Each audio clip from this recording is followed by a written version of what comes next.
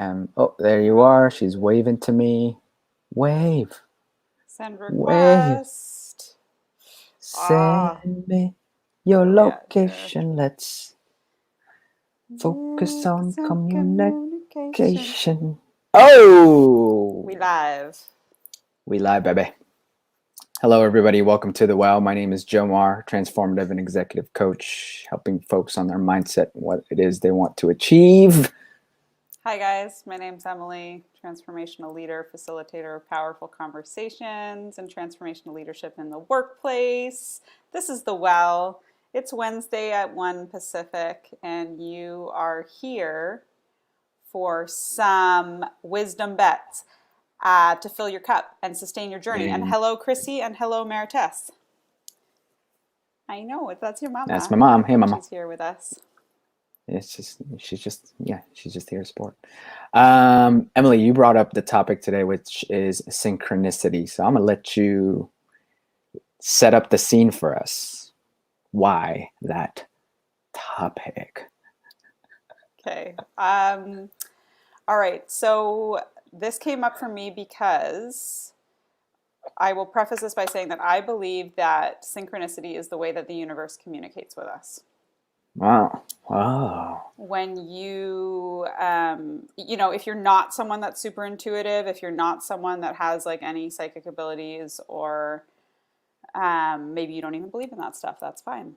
But if you can accept and own that the universe is a power from which you come from which you are a part of, and that you are in a symbiotic relationship with that, I believe that synchronicity is the way that the universe communicates with us. So for example, if I never knew what car a Honda Fit was, and all of a sudden a Honda Fit showed up in my life, and now everywhere I look, I see Honda Fits. Right? Even my best friends drive a Honda Fit. I didn't even know that. So this came up for me because this idea of a hypnagogic state was introduced to me recently. So the hypnagogic state, I can't remember, there's a different name. It's either when you are sleeping, coming into awakeness, that little gap right there, or when you're about to fall asleep. I think it's the one when you're about to fall asleep. There's a different name for both of them. But anyways, the idea is that you have a little bit more access to your subconscious when you're in that state. And so actually I started seeing this idea of this hypnagogic state. It showed up for me on a TikTok video, and then I feel like I read about it somewhere else, and then I saw it somewhere else, and it was like, oh, this is the way that the universe is communicating to me. Perhaps I need to be paying a little bit more attention to my hypnagogic state, and where I can be nurturing myself, planting seeds, nurturing things that I want to create or develop in my life when I am present to that place. So it was sort of a beautiful, again, symbiotic relationship of oh wow, what's available to me in a hypnagogic state? Oh, this is the way that the universe is communicating to me that this is like an access point for me to start nurturing, to start paying attention to, and to really use to my advantage. So that's where the idea came from. And I think really my invitation, or my desire to want to have it be a topic here on The Well, was really just an invitation and an access point for people to further develop their relationship with their ability to create magic and miracles and step into their power. And you can do that. One of the ways that we do that is by, fostering this relationship with the universe that we have. And I believe in one of the ways that the universe communicates with us is through synchronicity. So I'm inclined to think about folks that aren't into this type. That don't express what you're experiencing through the language that you're using, but they might make sense of it through, I don't know, through mysterious things happening in their life, or if they trace back to their most meaningful moments. It's things that they can't explain or are inexplicable, or things like that. How would you sort of connect what you're saying to that, and how would you, and also make the connection to how does this show up on just our normal, mundane, ordinary day-to-day basis? Well, it's not going to show up unless you're cultivating an awareness around it Hmm. to start noticing it, right? Because whether you like it or not, the universe is communicating with you all the time, and synchronicity is happening around you at all times.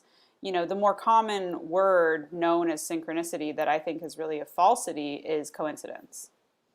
So, Hmm. what we're really doing is we're inviting you to pay more attention to the coincidence that you have in your life.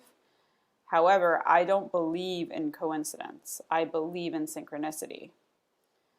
And we're all entitled to our own beliefs, so that's fine. But if you wanted to speak to this in a language that might be more accessible for people, where I'm not just in my own airy fairy woo woo world, which is where I sometimes tend to be, which is where I love to be, Yeah, yeah.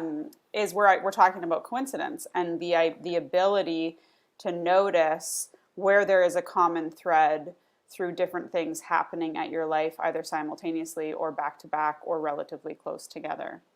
So, the first step, if you will, is going to be present and to pay attention and to start to notice where there's some common threads, start to notice where there's some coincidence, play with that a little bit, ponder that, um, ask for that stuff to be more available to you, that you want to start noticing it, right? But you know, where your attention goes, energy flows, right? What you focus on, you get more of. So if this is a foreign idea to you, then the idea that you can invite yourself to just be a little bit more consciously aware of or notice where you start to see some of those common threads or where you start to notice coincidence, start from that place. Keep it simple, and then follow your nose. Yeah. I think of like in the conversations that I have when I'm being coached, or when I have coaching conversations, how this makes sense to me is like there's things that are up to us and there's things that are not up to us. There's and it's almost like, as we go off and create whatever it is that we want to create, part of that is owning that we want something. That's up to us. Part of that is creating a strategy. Part of that is being faithful to that strategy, being disciplined. Mm-hmm. That's up to us. Mm-hmm. And then to the extent that the outcomes happen, there's a level of that that's not up to us. There's a level of that that's, coincidence. All of a sudden there's someone or something or an idea that occurs to you that seemingly came out of nowhere. And it sounds to me what you're saying, and with synchronicity, is operating on a level where you're present enough and conscious enough that you don't miss those opportunities. Absolutely. It's in the slowing down where the magic and the miracles in life become more available to us. And I also think that by following your joy in life, like truly following your joy, like only doing ruthlessly, only doing the things that your whole body is a full yes to. When we start to follow that part of ourselves, I believe and have noticed and make up with evidence based information that you will, when you follow that part of yourself, you will start to see more synchronicity, and synchronicity and your ability to create a dialogue, if you will, with the universe will become more available to you. Awesome. Cool. Well, thanks for sharing. Thank Do we you. want to homework or anything, or do you want to leave people with anything? I think that's it. It's just where can you invite your awareness around synchronicity becoming more available to you? Where can you find one access point that might just be a little bit greater than it was yesterday? Invite that to be available to you. See what happens.